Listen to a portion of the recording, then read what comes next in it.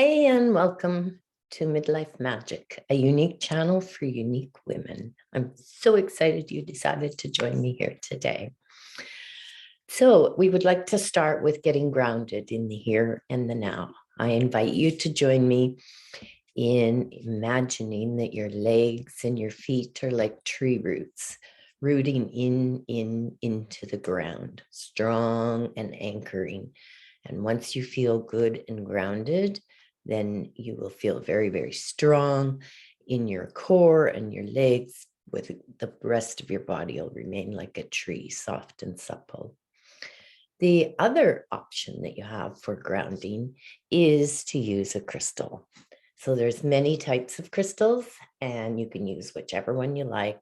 Hold it between your two hands, bring it to heart center, and feel yourself really, really getting grounded, solid as that rock, that crystal. Hi, for those of you that don't know me or this is your first time tuning in, I'm Colleen. I'm a midlife coach, a crystal addict, and a lover of all things woo-woo. Today's topic are the elements. What is your dominant element and how it affects you, and how all of the elements can affect you throughout your life. So the four main elements that we'll talk about are air, fire, water, and earth. We have all four in us, but there's usually one or two that are dominant. And once I give you a little bit of insight into some of the personality traits that people have, you'll start to see that how you can recognize what makes one person so much different than the other. So by learning your main dominant element and learning about some of the other elements, you'll be better able to navigate some of the life's challenges, the ups and the downs, and deal with things that the world throws at us just by knowing them. We are affected by all of the elements, but our main dominant element affects us the most.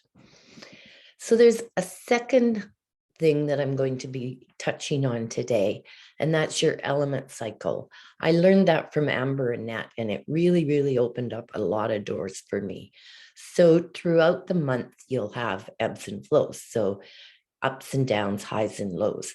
And if you can start to map your elements during that month, you'll see a pattern emerge, and you'll know ahead. By after about 2-3 months, you'll know ahead kind of when you're able to do stuff and when you should maybe cut back and take it a little slower. So think about a time when you just couldn't get going, no matter what needed to be done. Your heart wasn't in it. You didn't want to get out of bed. You just didn't have the energy. That's probably you in your water, because water is a time for you to rest and rejuvenate and go with the flow. Or what about the time when there was just absolutely no stopping you? Nothing could stop you. That's probably when you're in your fire, because you are geared up, energetic, and passionate. So now we'll touch on the elements one at a time with the personality traits. And as we go along, if you want to make a little note or two, or contact me later and I'll give you more information. But the first one we're going to talk about is air. So air is the east, which is springtime. Air people are storytellers. They love to talk. They use language. They use movement. They use their hands. They want to talk. They like to talk. They ask questions. They're curious. They're expressive, intellectual. They have mental intention, connection to life force, breath, creativity, inspiration, content. They love content. They love visibility. They're excited, inspired. They're idea creators. Their mind just doesn't stop. They got good mojo. They don't doubt themselves usually. They're always thinking, talking, studying. Sometimes they can be quite surface. They don't dive really, really super deep. What else? Let me check my notes. Possibility. There are endless possibilities, ideas, changes, something they love, transformation. They're full of wonder. That's your air personalities. Fire is energy. It's the south and it's summertime. Fires like to be noticed. They won't admit it, but they're fiery, they're bold, they're dramatic, love fashion and accessories. They do everything full out. It's all in, too much and too much. So they're lively. They love to party, action, high spirits. They're fun, lots of laugh and pleasure, inspiring, exciting. They're loyal and dedicated, unconditionally loving. Shiny objects. They love shiny objects. Willpower. They have a lot of willpower, a lot of inner strength. Transformation through action, energy and passion, confidence, fierce. They own their soul power. They're unstoppable. They have a sense of knowing, determination, dedication. They're feisty, fiery. They're just fire and water. Water is feelings. It's the West, autumn. Water is all about emotions. Emotions. They cry easily, they feel easily, they can drown in emotions. They take on other people's emotions. They have an excellent memory, super sentimental, and quite often can lead towards almost hoarding because they save everything. Very, very intuitive. They have excellent gut intuition, gut reactions. They can read people very easily. It's important for water people to find space for themselves, to take some time away. So to journal or meditate or sit in sacred space. They quite often appear very, very confident, but often are not on the inside. They have self-esteem issues, but on the outside appear very, very confident. Family is a very, very high top priority for water people. They're deep thinkers. Artists, musicians, poets, writers are quite often waters. They take their time. They're a little bit more slow. They don't rush into things. Somewhat childlike. A lot of emotional connection. They connect soul to soul. They're very trusting. They have unique and inspiring ideas. Not a lot of detail. They like to go with the flow. I think I mentioned it, but trusting, surrendering, nourishing, very, very patient, nurturing. They also can be a storyteller. They appreciate their silence. They appreciate silence. They don't just do stuff. And they are able to not do, only be. So instead of always doing, they can be in the moment and just kind of take their time. So intuitive, they're feelers. They need to know that they're not alone. They easily go to guilt and shame. They have sometimes difficulty expressing themselves. Generally will keep to themselves. They like the fantasy and inner world, the mystic world. They're creative, can be reclusive. Let me just check my notes, sorry. They can see and feel distorted. So it's kind of like being in the water and looking up. So they might be seeing something, but they'll distort what they kind of envision that they're seeing. They're great listeners. They really need to feel safe, super emotional, intuitive. Their purification and cleansing is just comes natural to them. Quite often an introvert, sensitive, healer, find calmness and quietness in the stillness. Earth. Earth is practicality and foundation. It's the ground we stand on. Earth is north, it's winter. Earth people are never ending givers. They teach by example. Practical is spiritual for them. So gardening or cleaning the house. If you find an earth person, quite often they're cleaning or puttering. That's kind of like connecting to spirit with them. They thrive well with rituals. So the same coffee in the same coffee mug at the same time each morning. Same old for an earth person is sacred. It's like mindfulness.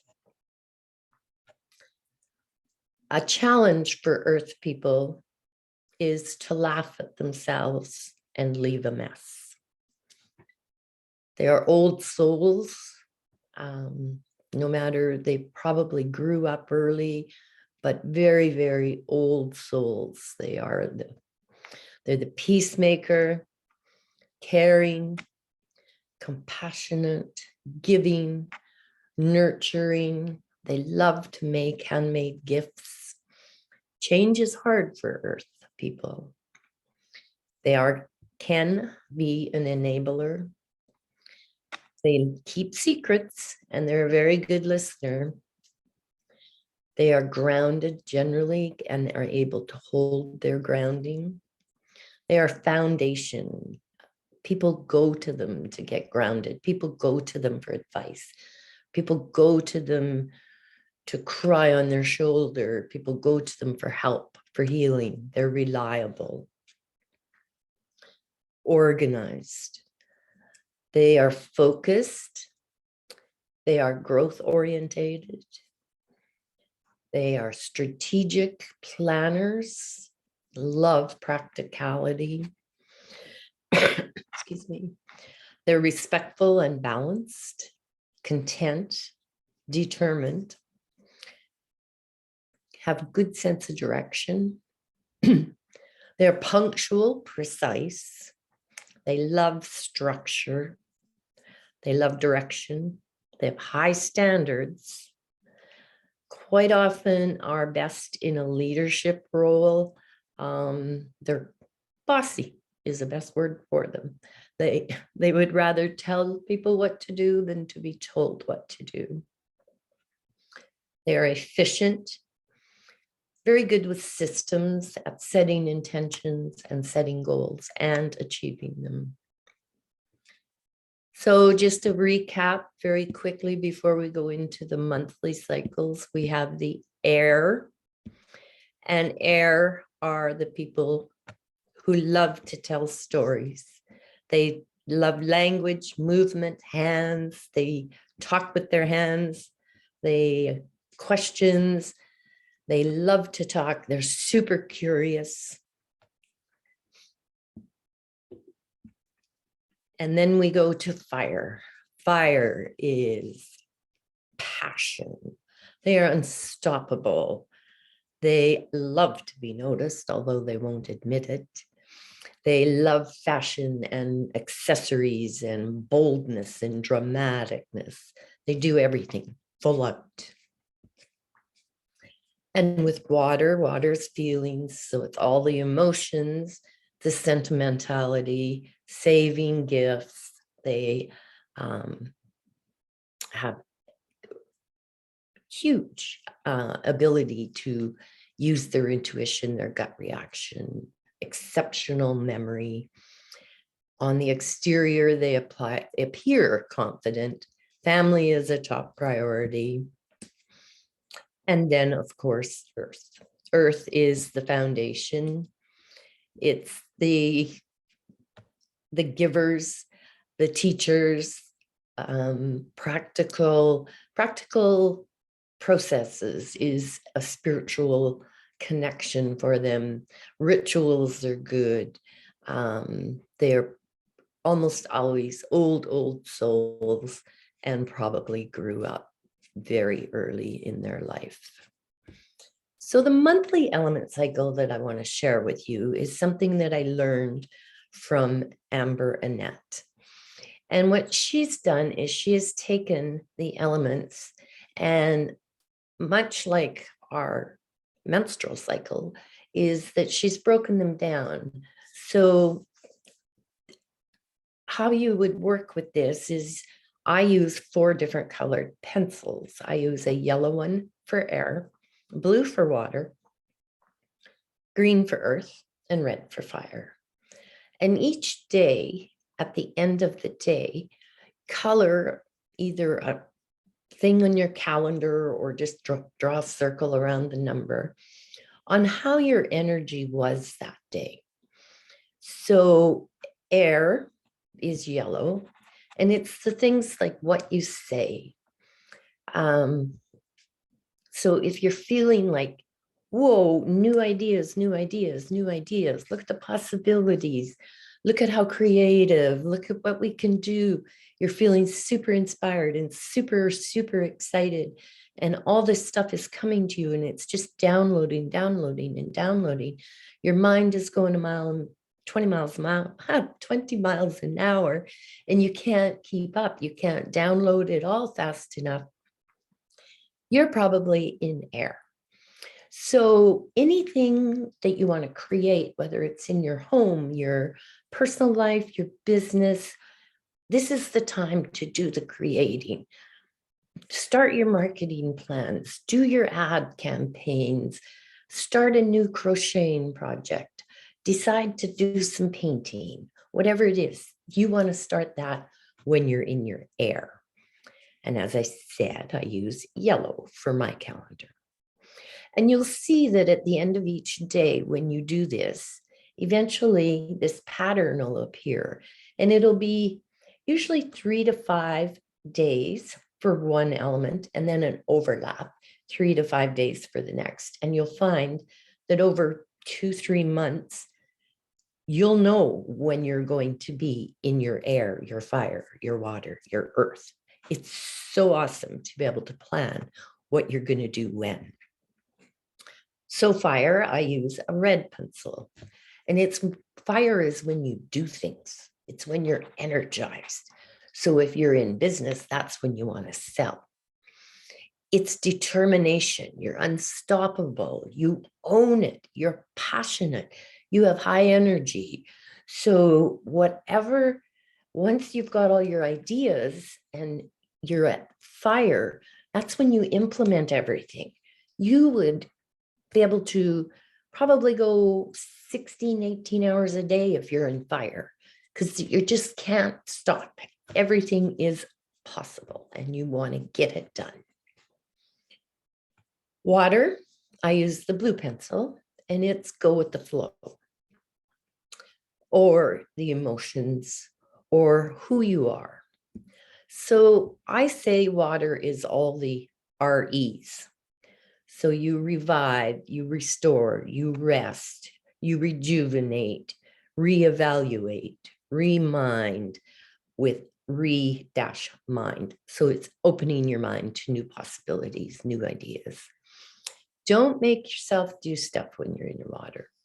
When you're in your water, you'll just feel like reading a book, curling up on the couch, having a bath, having a good cry, any of those. So if you can really nurture that, I mean, I know we have responsibilities. We can't just not do anything.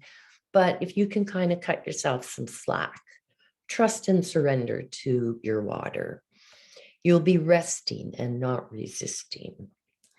Give yourself some space and grace. Give yourself a break. Earth, I use the green pencil, and this is when you plan or build your foundations. Earth time is growth driven. It's time for strategy, for clarity, getting organized, grounding, setting goals and intentions, putting systems in place. Clutter clearing is when you're in your earth. That's when you can get so much done. If you have seen my my show on clutter clearing and space clearing with intention, earth time is the greatest time to get your clutter clearing done. So just to go over, air moves us, fire transforms us, water shapes us, and the earth heals us. So I would love to hear how you do with the monthly element cycle and what cycle you come up with, whether I'd be curious. So you can contact me on Facebook or Instagram, and it's Midlife Magic on both. And I'd love to hear from you to see how it works. So just a quick recap. One more time is air is what you say, what you think, what's new, what's coming up for creativity. Fire, what you do. Water, who you are, who you serve, going with the flow. And earth is when you plan. Excuse me. So I think I covered everything. I'm going to take a quick moment and check my notes. And I hope the elements come to be a very big part of your life. So I'm very, very excited for you and your future wins. And I'll see you on next week's Midlife Magic for more tools, exercises, challenges, inspirations, and celebrations. And I invite you to stay on the Zoom as I'm going to quit recording and we can start to chat. Talk soon and see you next week.